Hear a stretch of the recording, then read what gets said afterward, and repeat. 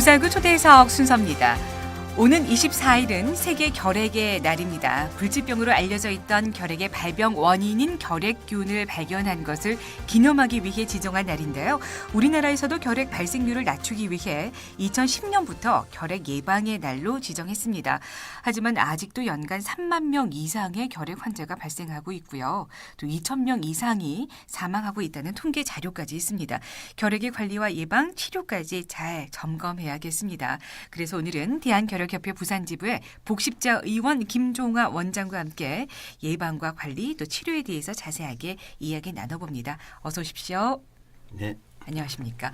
네, 결핵 환자 수가 예전에 비하면 많이 줄었지만 그래도 여전히 결핵에서 자유롭지 못합니다. 그 이유가 뭔가요? 네, 안녕하십니까. 그 이유는 두 가지로 생각해 볼 수 있겠습니다. 네. 우선 첫째는 60여 년 전의 그 6.25 전쟁의 영향으로 많은 국민이 결핵에 감염되었다고 볼 수 있습니다. 네. 일생 동안 그 잠복된 결핵이 보균자 상태로 잠복돼 있다가 연로하셔서 면역력이 떨어지면 발병을 하게 되고 또 타인에게 전염을 시킬 수 있다고 볼 수 있습니다. 네. 그다음 두 번째 원인으로 추정되고 있는 것은 높은 인구 밀도의 영향으로 좁은 공간에 많은 분들이 같이 어울려서 지내시거나 하다 보니까 결핵의 전파를 차단하기가 쉽지 않았다고 볼 수 있겠습니다. 네. 예. 우리나라는 결핵 발생률과 유병률 또 사망률까지 지금 OECD 회원국 중에서 1위를 차지하고 있더라고요. 문제가 뭐라고 생각하십니까? 네. 우리나라 인구의 3분의 1 정도가 잠복 결핵에 감염된 것으로 추정되고 있습니다. 그러게 꽤 높은 비율이네요. 네. 네. 잠복 결핵은 발병은 되지 않았지만 언제든 발병할 가능성을 갖고 있는 잠재된 결핵을 말합니다. 네.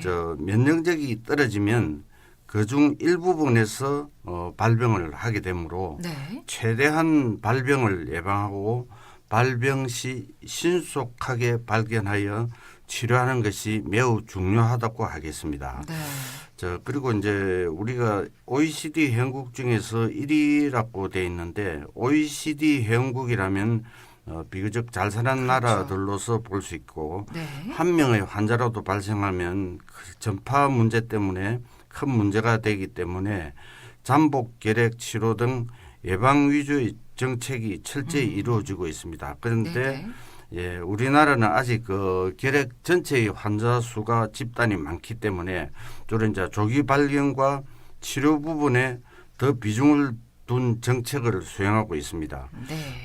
그런데 이제 올해부터는 잠복 결핵의 그 발견과 치료 확대 정책으로 이제 점차 전환하고 있습니다. 네, 그렇군요.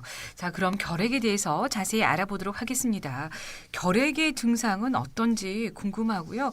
많은 분들이 감기 정도로 처음에는 생각한다고 하더라고요. 네, 우선 결핵 증세가 처음에는 감기와 비슷해서 구분하기가 쉽지가 않습니다. 네.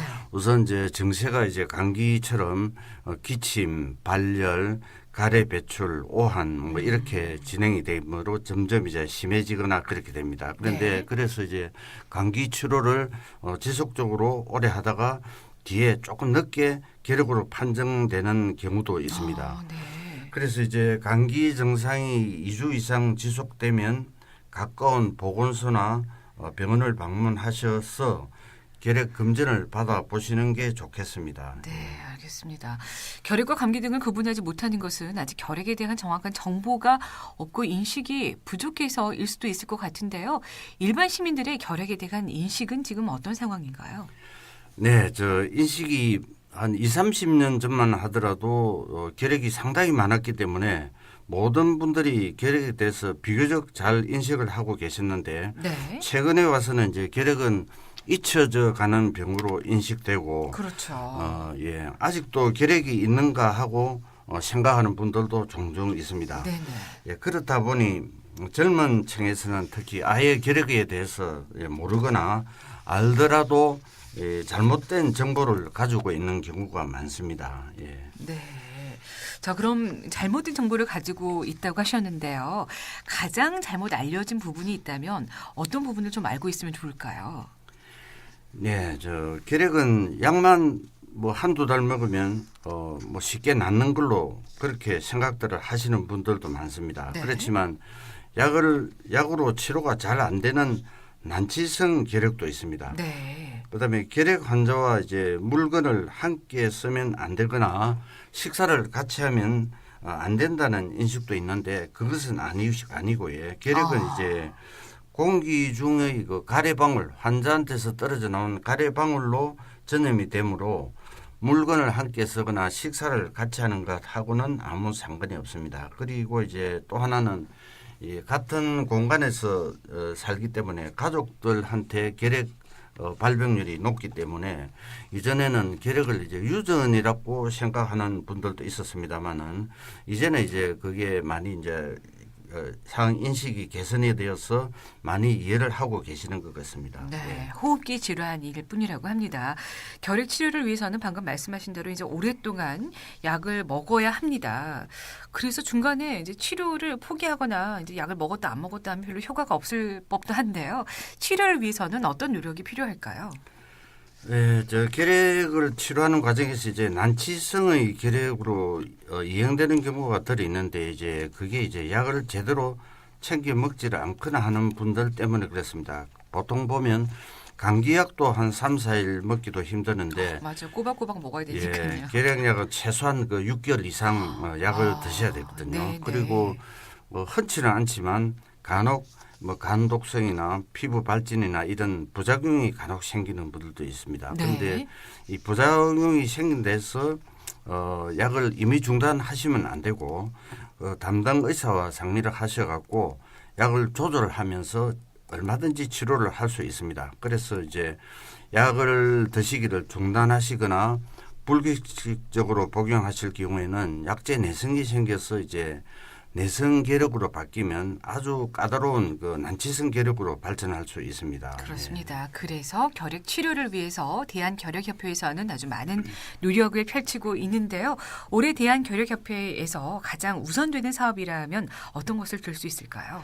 네, 지금까지는 이제 전통적인 결핵 검진 및 그 치료 이쪽을 이제 치중을 하고 있었지만 네. 올해부터는 특히 이제 잠복 결핵의 발견 그리고 잠복 결핵의 치료에 많은 노력을 기울일 것입니다. 그 외에도 이제 우리나라에서는 이 취약계층의 결핵 발병률이 높은 것이 사실입니다. 결핵협회는 이제 중증 장애인, 외국인 근로자, 노숙인 등의 그 취약계층과 이제 복지 시설에 계신 분들의 결핵 관리에 더욱 주력하려고 합니다. 알겠습니다. 결핵 퇴치를 위해서 많은 노력을 하고 계십니다. 현재는 어떤 계획을 갖고 계십니까? 네, 저희 결핵협회는 결핵을 조기에 발견하기 위해서 이동 검진, 그다음에 결핵균 검사 및 연구, 그다음에 결핵 치료 등의 결핵과 관련된 이 직접 사업, 그다음에 홍보, 그다음에 국제 협력 사업, 그다음에 재원 마련을 위한 기금 사업, 즉 뭐 크리스마스 실이라든지 이런 기금 사업을 통해서 결핵 퇴치 사업을 지원하고 있습니다. 네. 이러한 이제 다양한 업무가 이 톱니바퀴처럼 맞물려 돌아갈 수 있도록 최선의 노력을 다하고 있습니다. 그 외에도 이제 취약계층 결핵 지원에 주력하고 후진국 또 북한 결핵 지원 사업도 수행해 나갈 예정입니다. 그리고 특히 이제 올해부터는 부산 시내 고등학교 1학년생 전체를 대상으로 혈액 검사로서 시행하는 잠복 결핵 검사도 할 예정입니다. 이제 어린 친구들부터 미리미리 이제 이런 검사를 시행해 나간다는 건 참으로 좋을 것 같습니다. 결핵 예방과 관련해서 오늘 이 시간 우리 교통방송 애청자 여러분께 당부하고 싶은 말씀 부탁드립니다. 네, 결핵이라는 질병에 대해서 잘 모르셨던 분들에게 오늘 이 시간이 조금이나마 알게 되는 시간이 되셨길 바라겠습니다. 그리고 결핵을 원천적으로 막을 수는 없겠지만 결핵에 대해서 알고만 계시면 결핵을 충분히 막을 수 있습니다. 그리고 또 발병을 하더라도 적절한 대처를 통해서 이 다른 사람에게 추가 확산되는 것을 막을 수 있고 결과적으로 궁극적으로 우리나라에서 결핵이 사라지도록 그렇게 될 수 있을 것입니다. 그렇게 네. 하기 위해서 이제 기본적인 이제 위생 수칙, 네. 그래서 결핵을 예방하고 일상생활 속에서 건강을 지키는 습관을 가져서 결핵으로부터 자유로운 조국이 되길 바라겠습니다. 네, 알겠습니다. 대한결핵협회에서는 이렇게 우리의 건강과 결핵으로부터의 안전을 지킬 수 있도록 늘 노력하고 있는데요. 949 초대에서 오늘은 대한결핵협회 부산지부 복십자 의원 김종화 원장과 함께 했습니다. 오늘 이렇게 시간 내주셔서 여러 가지 말씀해 주셔서 감사드립니다. 네, 감사합니다. 네, 고맙습니다.